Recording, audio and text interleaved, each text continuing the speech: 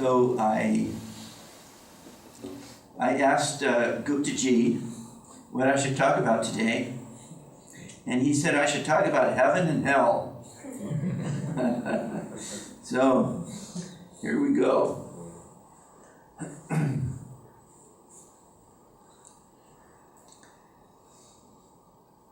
When we're children, heaven is an ice cream cone. Heaven is playing your favorite game, going to the place that you enjoy the most, having new adventures. Heaven could really be anything that you enjoy doing. And the things that makes it heaven is your enjoyment, how you feel about it. That feeling of happiness that you would describe as happiness.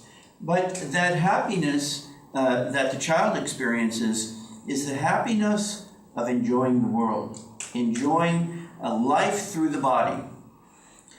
And of course, hell would be, for a child, would be doing your chores, picking your clothes up off the floor, doing schoolwork that you don't like. That would be hell to a child. As we grow up, our vision of what we enjoy and what we don't enjoy shifts. And but the thing that shifts is that the things that we would describe as the things that make us happy, that happiness is the same. The awakening of what you would describe as good feelings and as heavenly feelings. What heavenly feelings are peaceful, are joyful, are uplifting. Hellish feelings are negative, they're down, they're unpleasant. And this relationship gives us a certain understanding about what we mean by heaven and hell. Heaven is that which we enjoy, and we think of heaven as up. So it's up there somewhere, and meaning it's lighter than air. It's uplifting. It's when you smile, your mouth goes, the corners go up. When you frown, they go down. And where is hell? Hell is down. Of course, none of the spacecraft that we've sent out into the solar system so far have found heaven. And none of the miners who've gone deep down into the earth have found hell. So this is a little confusing to people, because it's like, well, where is it? Where are these places, if they in fact exist? And there's an interesting story about Yoganandaji. He was riding on a train, and there was, on this train, there was a Christian minister of some kind. And the fellow kept looking at Yoganandaji, and finally he couldn't resist interacting with him anymore. And this minister, got up and walked towards him and looked at him, and he said, "Have you accepted Jesus Christ as your one and only Savior?" And he says, "Well, I accept that Jesus is a Savior, but not the only Savior." And then this minister said, and his face got all contorted, he says, "Unless you accept Jesus Christ as your one and only Savior, you are going to hell." Master goes, "Well," he says, "sir, I might get there by and by, but it looks to me like you're already there."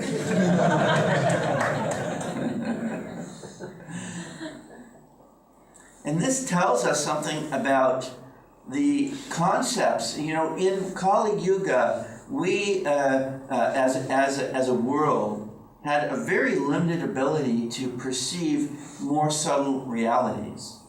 I think it was, wasn't it Benjamin Franklin who was flying a kite, and he set a key on the string, and it went up to the up where the kite was, and then the lightning struck it. And they said, well, then they discovered electricity.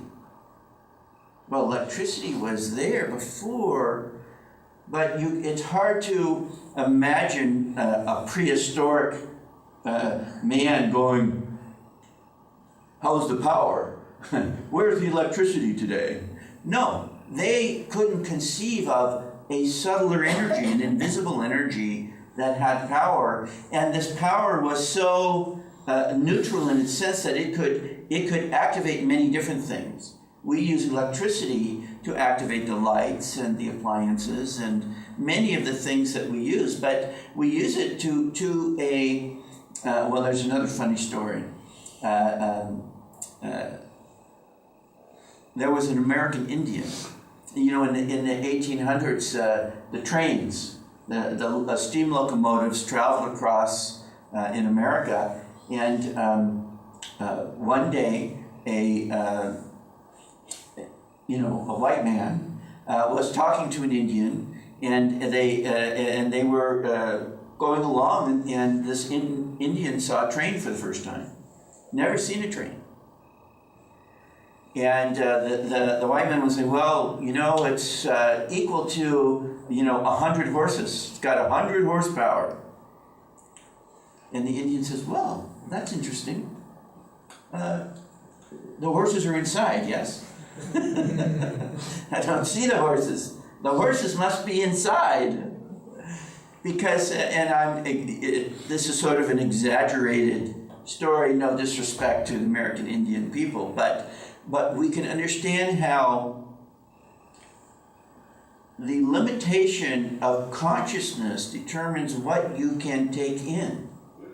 People could not take in higher thoughts, couldn't take in subtler realities. That it's a limitation of consciousness. So take a child. A child is in the first standard, second standard.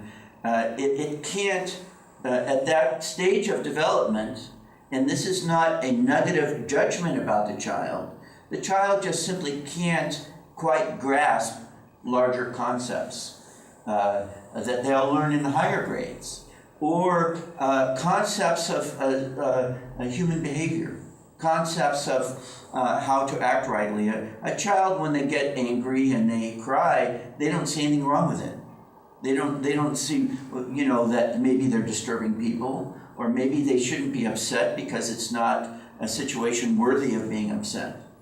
But their current state of consciousness doesn't see beyond what they can see. We have senses, we have limitations. So our senses can only see in a narrow bandwidth. So dogs and eagles can see things that we can't see with our eyes. Dogs can hear things we can't hear. Whales are, hearing things we can't hear. Elephants hear things that we can't hear. And for a long time, people thought that elephants couldn't, had no language because they couldn't hear it. But they gradually began to create machines that could hear the elephants making noises in frequencies that were beyond the human range. So then they discovered, there's more going on. There's more going on in life than we used to understand. And the scriptures describe life as consciousness. We come from universal consciousness. The universal consciousness of infinite bliss, the attributes of spirit, love, joy, peace, understanding, power, light, the sound of the universe. But in our current state, most of us can't hear, can't see, can't perceive those larger realities. So why? Because we're encased in a physical form. We're encased in a physical form, and we believe that this is the whole reality, this physical experience that we have. But we learn just from some of the examples that I've just described is that there's more going on that we can't see. And science is the exploration of all of that stuff on the outside. And the spiritual life is the exploration of all that's going on the inside. And it includes how we live on the outside, but its source is on the inside. So, just if you look at the creatures on the earth, you see that there's creatures that live in the ocean, and they don't live on the land. Now, there's some creatures that can go back and forth, but I can't think of any, some creatures can go in the water, on the land, and in the air. But man can do all of those. Man has transcended the limitations of the body, and so we create the outer shell and we go down deep into the earth, into the ocean. We've got ectoskeletons that we create, we go up into space. We have conquered our environment. How did we do that? With our thoughts, with our perceptions. Okay, so life is about little or large perceptions. This is really, we talk about expanding consciousness, contracting consciousness. Now, the concepts of heaven and hell are, yes, they're connected to I like it and I don't like it. And we see, most people see their concept of heaven and hell as an exaggerated form of everything that's good outwardly in this world. So, golden plates and good food and good weather and enjoying, whatever you want. I have a little trouble with the concept that when you die, and there's Christians who believe this, you go to heaven, you're floating on the clouds playing harp for eternity.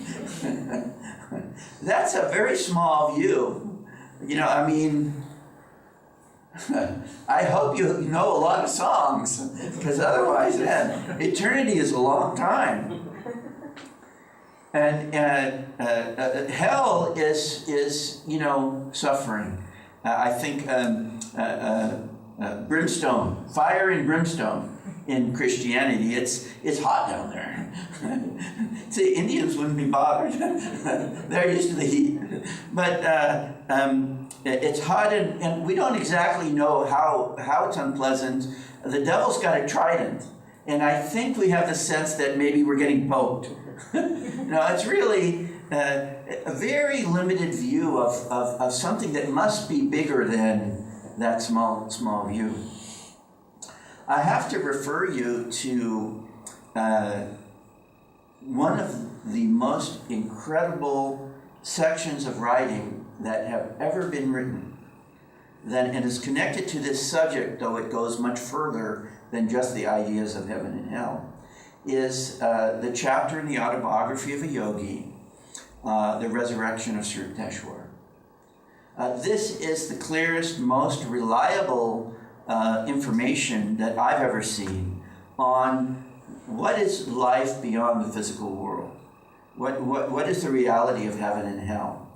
And it gives a description that's based on how the creation is made and why there would be something like heaven and hell. And it all has to do with the evolution of consciousness. Remember that the purpose of life is God made the creation to enjoy himself through many. Or God made the creation as God's Leela. The creation is God's drama, God's play. And debating whether God should be creating the creation or not, we'll leave that as a subject, a separate subject, except to say that Master said that we volunteered to play. that we did volunteer to play in the play. But we forgot. As soon as we jumped into the play, we forgot that we were conscious outside of the play. And so we got sucked all the way down to the minerals. And then gradually, development of consciousness through all the higher and higher forms of life until you get to the human form. Now, Master said that process is fairly automatic, and that until you get to the human form, you are flowing with the energy flows of life that naturally, and the magnetic influences of the creation around you affect a spontaneous evolution. But once you get to the human form, you get to make more conscious choices about how to relate to life. And in those choices, you explore both the pleasant and the unpleasant. And as you explore that, you begin to develop preferences. You like this and you don't like that. And in this interaction with life, we begin to explore every aspect of life. In other words, how do you know, how many parents have said to the kids at the table, look, try the food. If you don't try it, you don't know if you're going to like it or not. And occasionally, I know when I was growing up, I knew I wasn't going to like some things without trying them. But that was prejudging. And later in life, some things that I didn't like to eat as a child, I enjoyed as an adult. My consciousness expanded, it evolved. And so as we travel through the creation, the soul begins to experience different aspects of the creation, both what we would describe as positive and negative, limiting and expanding. And we create a vibrational, we have a body of energy, of consciousness. In the way that the creation is made is the causal plane, the astral plane, and the physical plane. And we all have bodies right now in those three aspects of the creation. The causal body is the body of thought. The astral body is the body of energy and feelings. And the physical body is the body of the senses. And when we live in the physical body, we get used to living through the senses, and we enjoy it. And we think that it's the only reality. And we accept that the very best of life in this world and the worst in life, that these are the only things available to us. And of course they are on the outside, but on the inside, isn't it interesting that the same experience outside can make one person happy and another person sad. So the dictator is really happy because he's made slaves out of all the people. But all the people are unhappy because they're slaves. Same situation, a different side of the fence. Different side of the fence. But even individual things like apples. Some people love to eat apples, some people don't like to eat apples. So that we understand that our feelings about life are our own inside, and that it's not the thing outside that determines it. So, if you remember when you were growing up, maybe there was a fellow in the class that was bigger than everybody else, and seemed to take enjoyment in being a bully. So he took advantage of his larger body size, and some turn of consciousness in his head, he determined that having power over others was pleasurable. The heaven to him was having power over others. And maybe even enjoyed expressing that power by beating up other kids. And you think, well, that's terrible. But we've all done the same thing in maybe not physically that we remember, but we've all said things that hurt others. We've all done things at different times, whether consciously or unconsciously, that we knew were not beneficial. And the choices that we make in life about doing things that are beneficial and not beneficial are all related to happiness, to the qualities of spirit, the attributes of our ability to experience. How much joy can we experience? How much peace can we experience? How much calmness can we experience? How much energy do we have accessible to us? How subtle of thoughts can we have? How easily can we come up with solutions to challenges in life? These abilities come from our ability to connect to universal potential versus individual ego, I, myself, little I, myself potential. So, heaven goes in the direction of greater potential, and hell goes in the direction of lesser potential. And the central theme underlying those potentials is the ability to experience happiness versus the experience of suffering. So, heaven, it's taken me a while to get here. So, heaven is a place where you can experience well-being and joy. And hell is a place where you experience unpleasantness and suffering. So in many ways, as the story told earlier about the fellow who was saying you go to hell forever, his negative consciousness is a form of hell. Being, in other words, the description of hell is a place where you're suffering. Hell can be imprisonment of any kind. Anytime we limit our ability to be free and happy. And we do things in life that cause that. If you act inappropriately, you may be thrown in jail because you broke the laws, you injured others or society, and you have to be restrained, and then you live in this very unpleasant place until you've served your term, and then you get out and see if you can be a good citizen in society again. And when we pass from this world, the way that we've lived, the totality of our consciousness, draws us towards our, what they say is your just rewards. In other words, as you sow, so you reap, your karmic reward. And so if you have lived a life connected to negativity, then you will be drawn towards the experience of negativity in that more subtle astral realm. And if you have lived with a consciousness of upliftment, of greater refinement and more energy, then you'll go to a world that reflects that, a higher astral world that reflects that.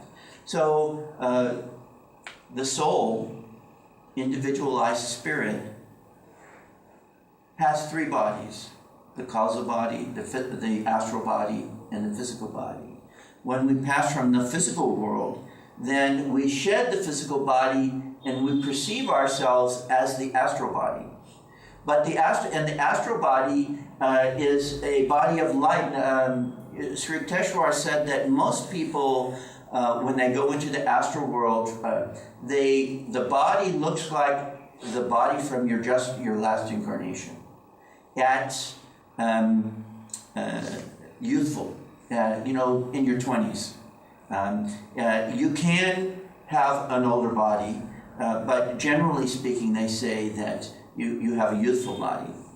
And but that would be somewhat determined. You have to remember that your consciousness affects where you go. If you go into what you would describe, well, let me back up for a second. So remember, the qualities of your energy determine where you go. It's like if you want to go on vacation, how much you can afford will determine the quality of the accommodations. And if you have money in the astral realms is higher consciousness, is higher, expanded, caring, loving, anything sattvic. That gets you into the nice resort. But if you have lower consciousness and you are mean-spirited and angry and hurt others, then you got very poor accommodations.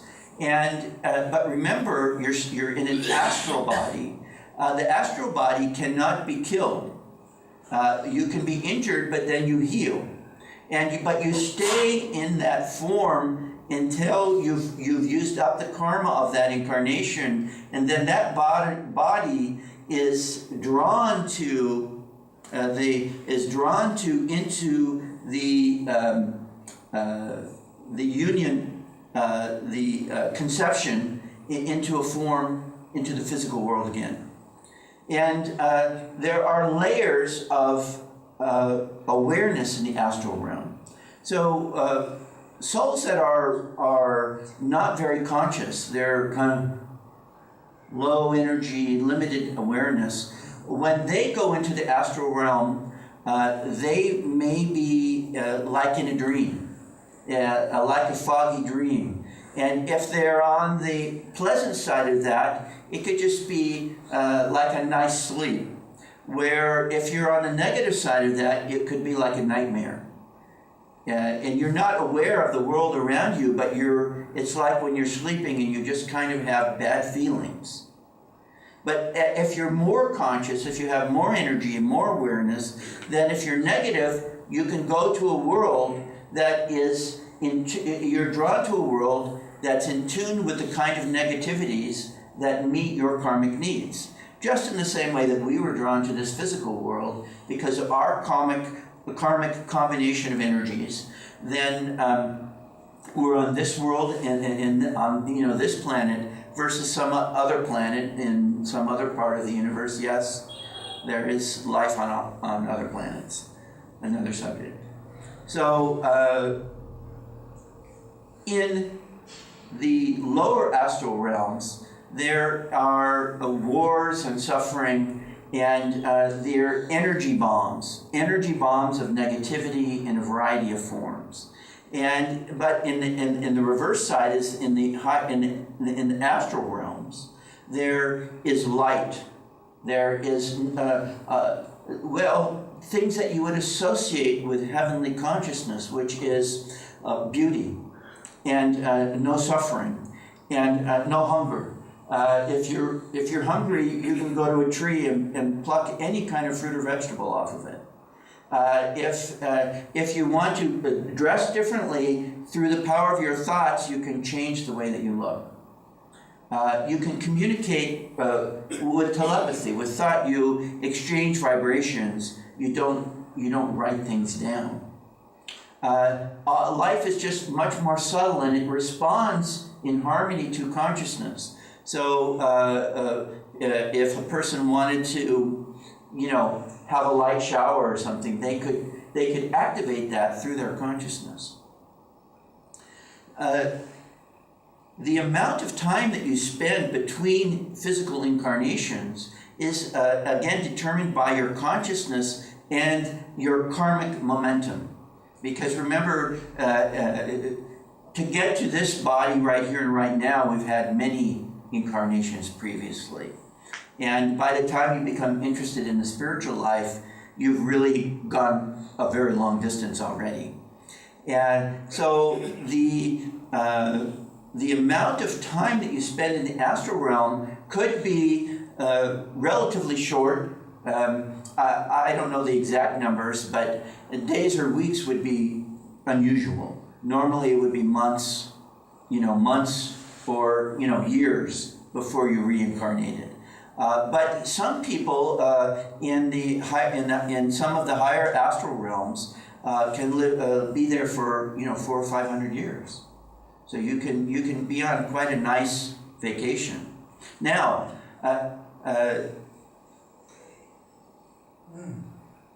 heaven, as we normally would describe it, in other words, okay, I pass from this world. In Christianity, when you go to heaven, you don't come back. You go there and you stay there forever. This is a very small view of life's potential. The story of life is much bigger than that story tells. And the teachings of Jesus do tell this larger story.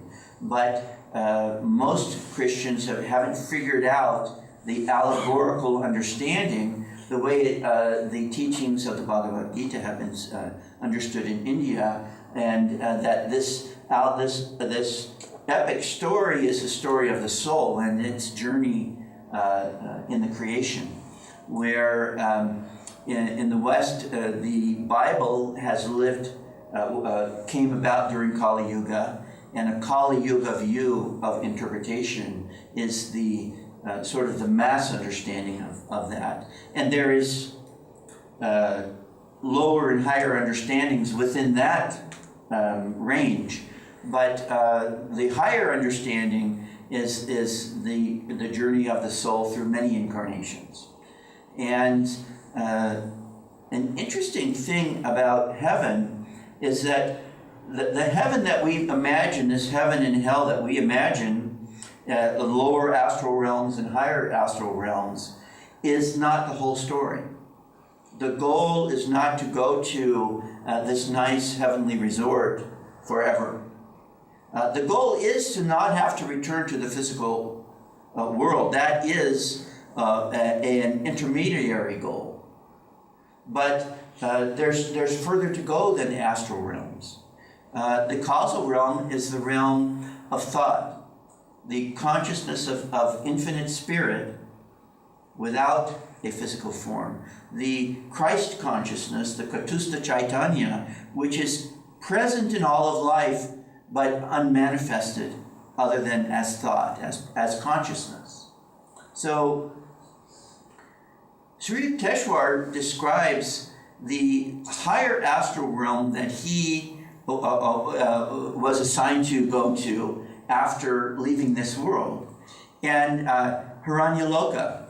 Now, you have to have credentials to get into this realm. And the credentials, they're really VIP credentials. And the credentials to get into Hiranyaloka are that you have to be able to be in Nirvikalpa Samadhi. That means you have to be consciously one with the infinite spirit. That's a very high standard.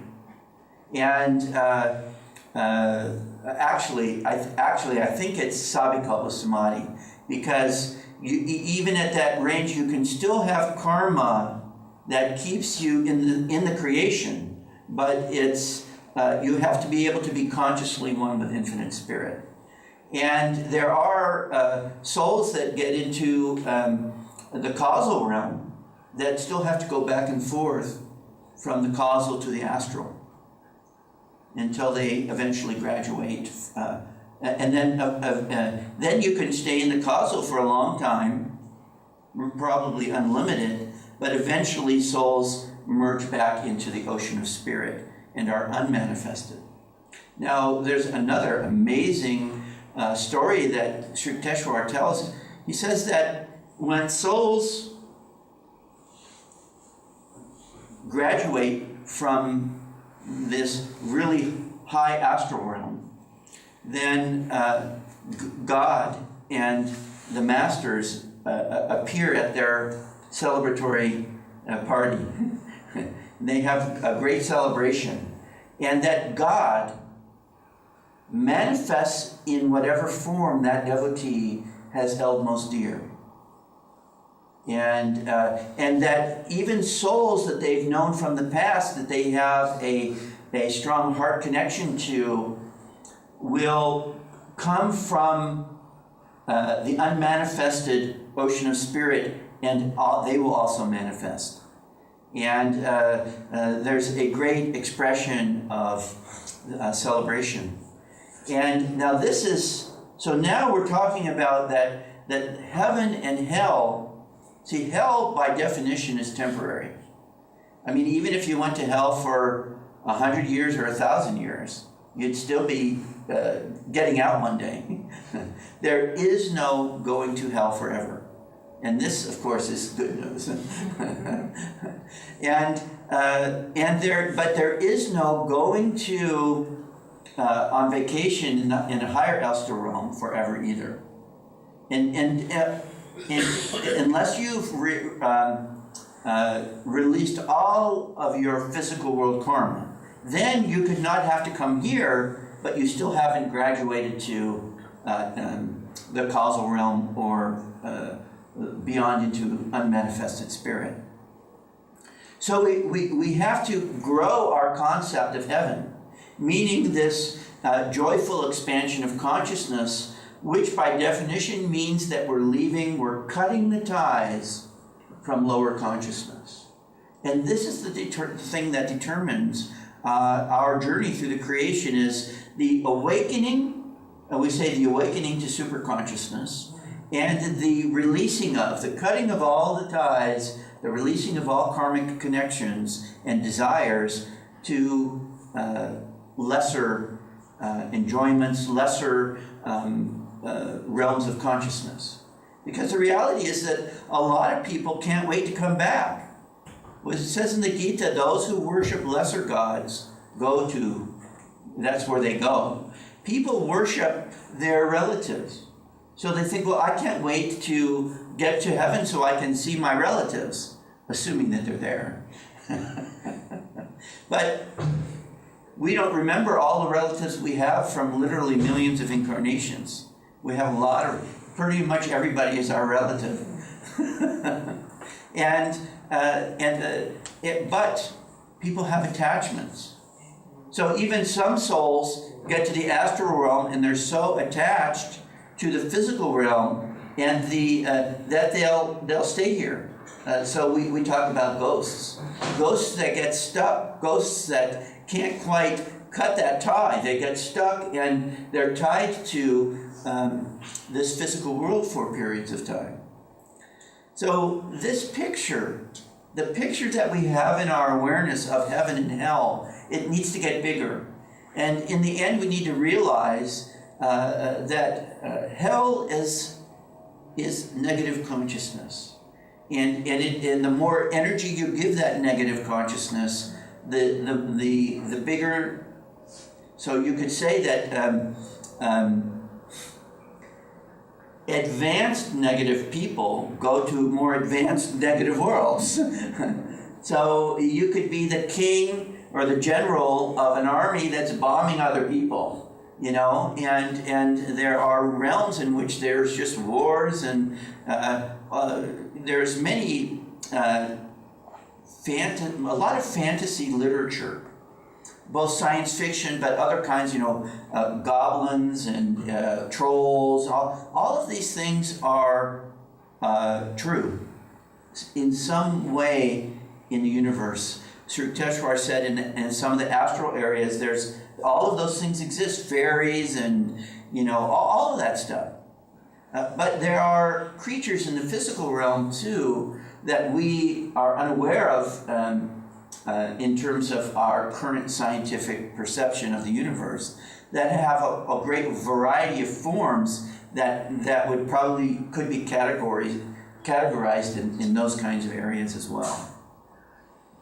The thing to understand is that you can't escape your karma, but no mistake that you ever make can lead to eternal failure. And the thing that we can do to gain VIP status, which means being happiest, in other words, if as devotees, if we were to think, well, who's a VIP to us? The masters. Why are they VIPs? Because they are immersed in spirit consciousness. And so we need to do the same. We need to immerse ourselves in spirit consciousness. And the more we accomplish in this life, that will lead to a more positive experience in astral realms.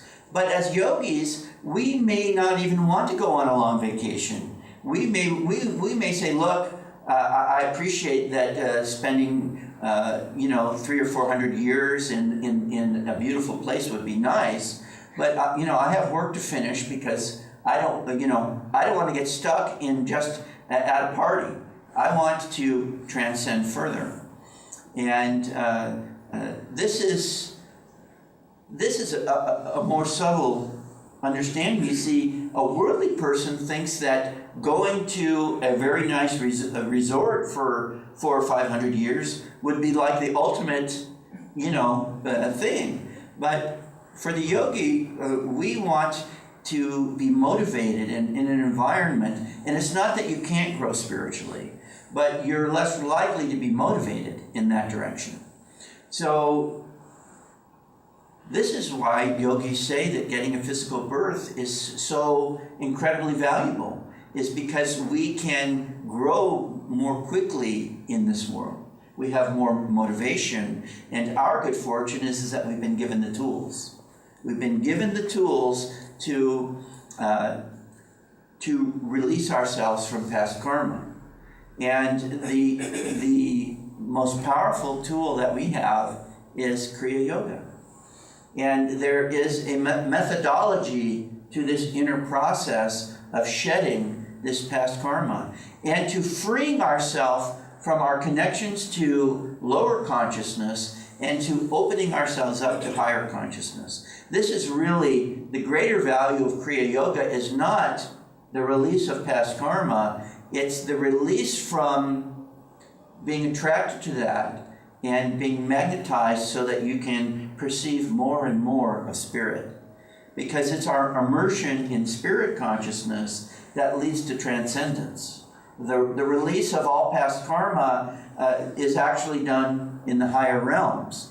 But you have to release enough so that you are free enough to seek God and to apply yourself. If you're too bound by your immersion in ego consciousness, then you have no motivation, you have no accessibility to expanding consciousness consciously.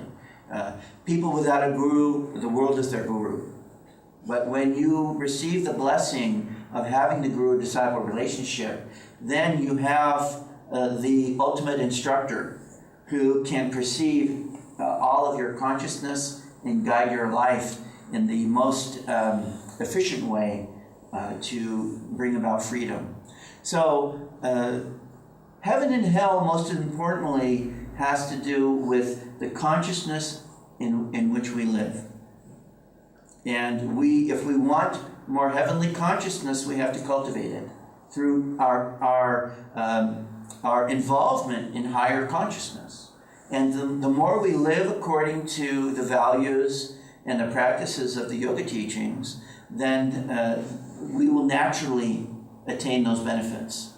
And if we disregard those, that information about how to be happy and to share happiness, then we will naturally associate with those more negative qualities. And so heaven and hell is a choice. And even in a storm, as a human being and as a person that can think for themselves, at least to some degree, you can choose your path through the storm.